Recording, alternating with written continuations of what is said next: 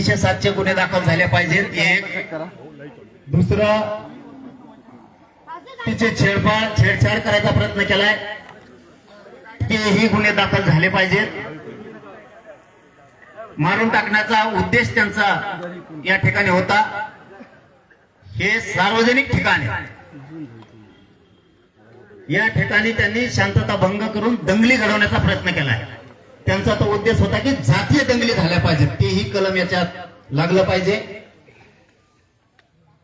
यांचा या ठिकाणी वाईट कृत्य काही करायचा काही बरोबर ही पण प्रयत्न होता का? कारण शेवटी ती आमची महाराष्ट्राची लेख आहे हे लक्षात असू द्या.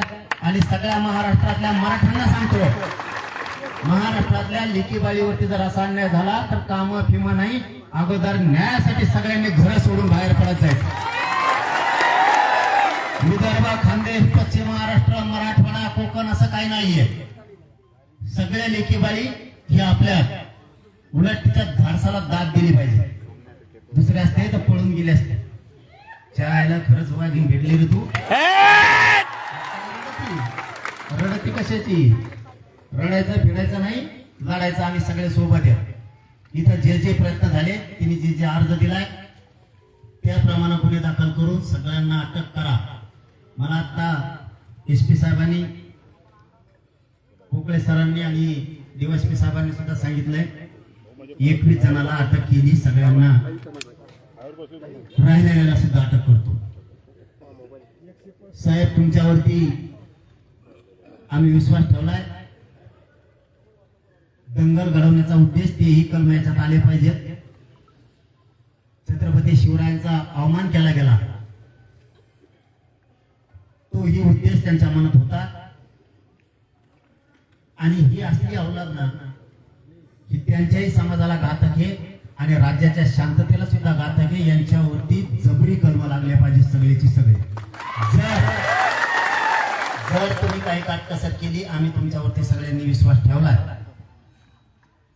जर तुम्ही 2-3 दिवसाच्या आत यांना सगळ्यांना अटक करून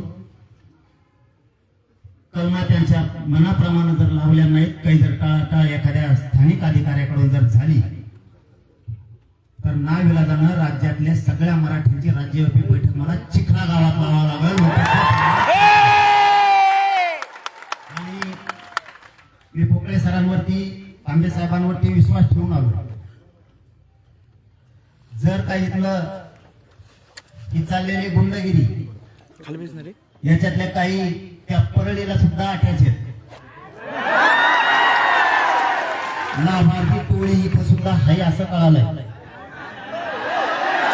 यांना पुऱ्याला मोक्यात घाला. एक बेचातला सुद्धा खतरनाक नसताना मी जर एकदा बोललो, मी कायद्याचा सन्मान केलाय, अधिकाऱ्यांचा सन्मान केलाय.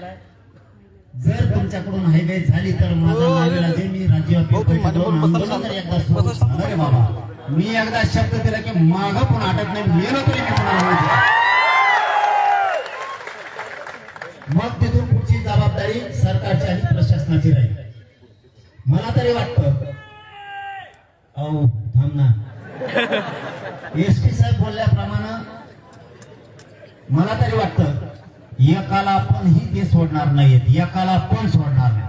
सगळ्याचे सगळे जेरबंद करणार. अशी पण माहिती मिळाली की कोण पी आहे का कोण आहे, त्यांनी काही आरोपी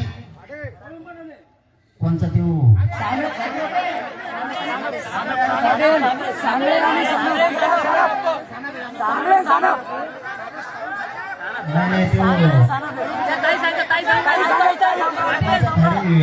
हल्ल्यात होता तर म्हणजे ते दुसरा आहे.